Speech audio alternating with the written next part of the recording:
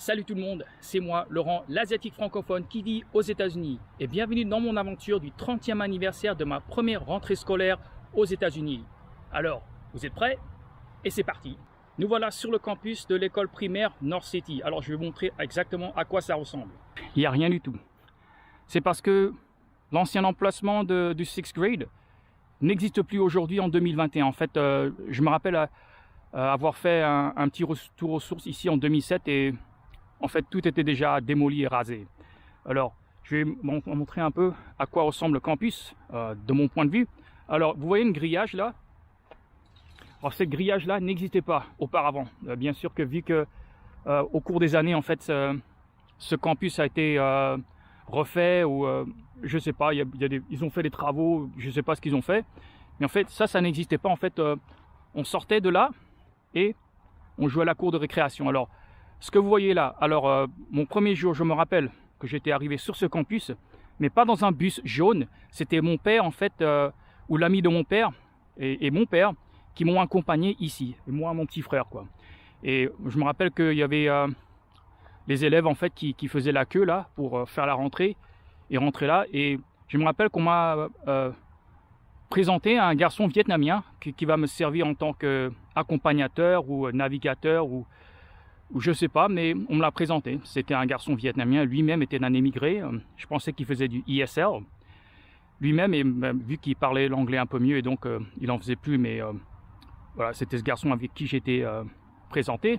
Alors le 6th grade, je vais vous expliquer un peu à quoi c'est le 6th grade, c'est l'équivalent de la 6e. Alors, vu que j'ai déjà fait ma 6e en France, quand j'étais arrivé aux États-Unis, en fait, mon père, il avait la difficulté à déterminer dans quelle classe je vais. Alors, vu que j'avais pas beaucoup d'anglais, je dirais même presque pas d'anglais, mes parents ont décidé de me faire redoubler la 6e.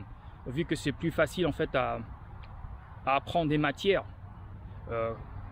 quand la maîtrise d'une langue n'est pas aussi bonne. Et donc c'était vraiment la raison pourquoi j'ai redoublé ma 6e. Et intéressamment, j'ai redoublé ma 6e une 3e fois l'année scolaire 92-93, mais c'est dans un autre campus. Comme vous pouvez le voir, j'ai commencé à rentrer par là. En fait, c'était un pont. C'était vraiment pas... C'était plutôt un genre de chalet, quoi. Des chalets avec des ponts, quoi. On marchait là. Après, je me rappelle avoir tourné là. Il y avait là notre classe là, mais en fait, l'entrée était par là. Il y avait une autre classe là. Il y avait notre chalet là. Chalet, un autre chalet.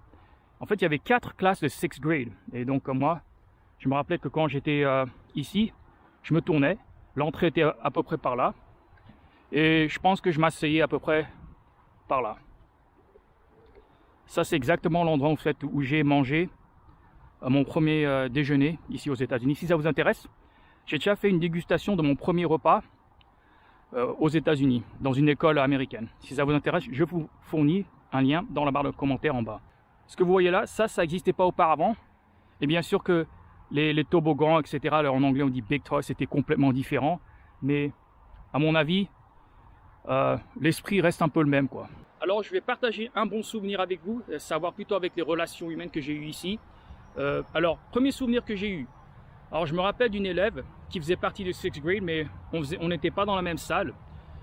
C'était une fille métissée. Elle était moitié black, moitié blanche.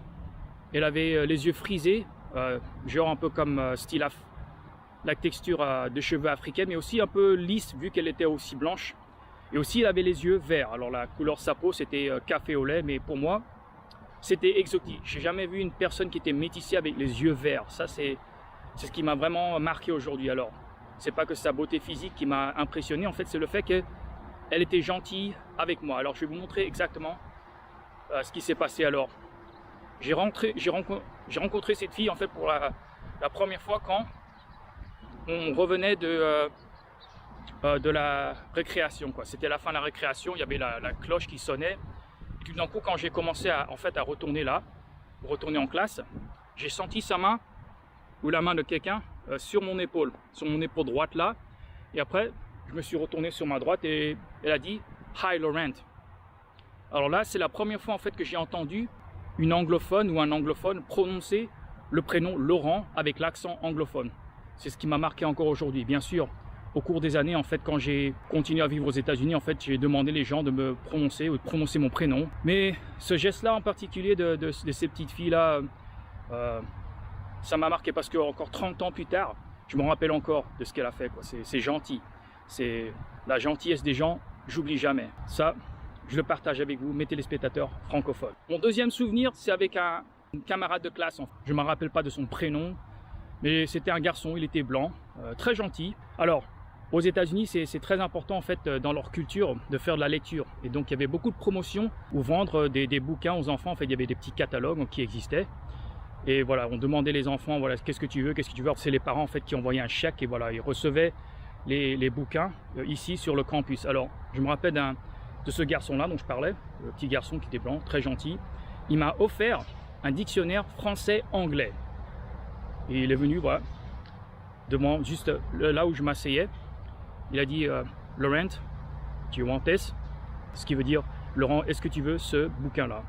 Aujourd'hui, en 2021, 30 ans plus tard, je regrette d'avoir dit non. Parce qu'en fait, en réalité, j'en avais déjà un. J'en avais pas besoin d'un deuxième. Mais je pensais qu'il y avait un côté que je regrette un peu. Parce que j'aurais dû dire oui. Parce que je voulais honorer sa gentillesse. Et je pense que il était blessé, quoi. Je me rappelle qu'il était un peu blessé quand j'ai dit non, que je ne voulais pas son dictionnaire français-anglais qu'il a acheté pour moi. Ouais, je le regrette et je suis désolé. I'm sorry. Je vais envoyer ce sentiment-là dans l'univers. J'espère que l'énergie cosmique va la ramasser ou va l'emballer ou quoi. Je suis désolé de ne pas avoir dit oui et prendre son cadeau, avoir accepté son cadeau. Ça, je le regrette aujourd'hui. Troisième souvenir que je vais partager avec vous, c'est ici, la cour de récréation. Comme vous pouvez le voir derrière moi, c'est sur ce terrain-là que j'ai fait mon premier tir sur un panier de basket. Et bien sûr que je suis très passionné du basketball. En fait, j'étais devenu passionné du basket quand j'ai déménagé de la France aux États-Unis. Mais je voudrais partager un autre souvenir avec vous, alors qui a à voir avec sur ce terrain. Alors j'étais ami en fait entre guillemets avec un garçon coréen. Il s'appelait Rich. Et c'était vraiment le premier Coréen que j'ai rencontré de ma vie. Et donc, j'ai pas connu de Coréen en France. Et voilà. Et c'est intéressant parce que c'était un garçon qui sa personnalité, en fait, a marqué mon esprit. Ça, je me rappelle. Alors, c'est un garçon qui était à peu près, ce que je dirais, un peu gros, quoi. Il était gros. Ça, c'est vrai. Mais j'ai dit quelque chose de méchant à lui. Alors, pas vraiment dire, mais je l'ai communiqué. Et donc, c'était méchant de ma part. En fait, je faisais ça pour montrer, parce que vu que je parlais pas l'anglais, je me demande pourquoi j'ai fait ça. J'avais l'esprit un peu méchant, quoi. C'était méchant ce que j'ai dit, ça, je vais l'avouer.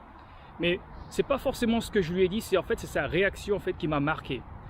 En fait, quand tu lui as marqué, il a dit "Hey, you know, that's not nice." Il a dit quelque chose, quoi. Après, immédiatement, il m'a clashé ou reclashé en faisant ça.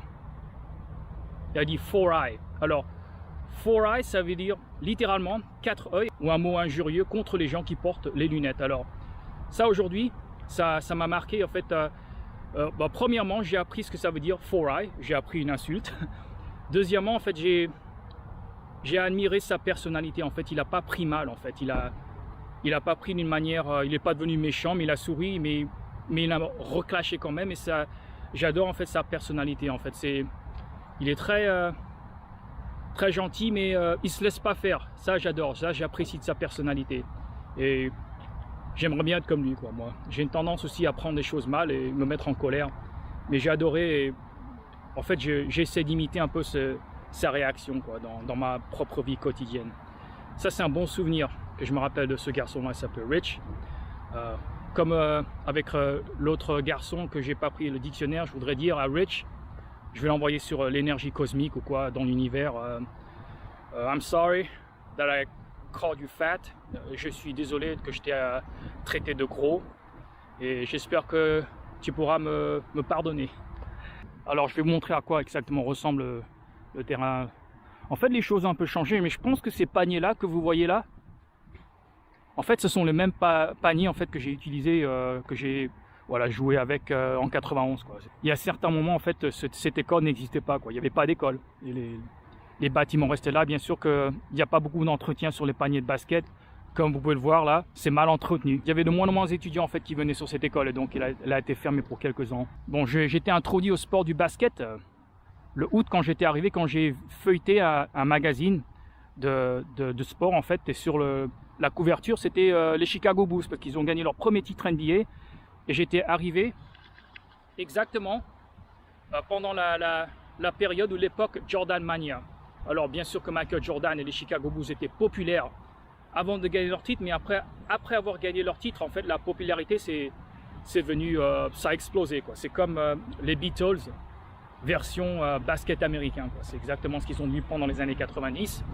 Et alors, je vais retourner un peu avec ce petit garçon Rich. En fait, je jouais avec lui ici au basket, on faisait des tirs sur ces paniers-là. Il y avait un tir en particulier qui faisait tout le temps, parce que c'est un rigolo, quoi. Il voulait un peu faire des tirs n'importe quoi, mais c'est le tir là qu'il a fait. Il a essayé et essayé et encore essayé, mais il a échoué. Alors, je vais en fait consacrer un peu ce petit moment là pour lui, Rich. Je vais réussir un tir de cette manière maintenant et le réussir.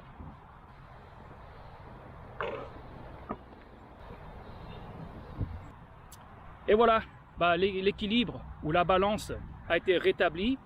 J'ai consacré au dédié, une dédicace à Rich. J'ai marqué ce panier là pour lui et j'espère qu'il sera content que je l'ai fait parce que pour presque 2 mois que j'étais là, on s'amusait à faire ces tirs là et jamais en fait on réussit. Moi aussi, lui aussi. Mais voilà, ça je l'ai fait pour lui. Et voilà, c'est la fin de la vidéo, mais pas la fin de mon aventure. Pour la deuxième partie, veuillez cliquer sur le lien dans la barre de description en bas.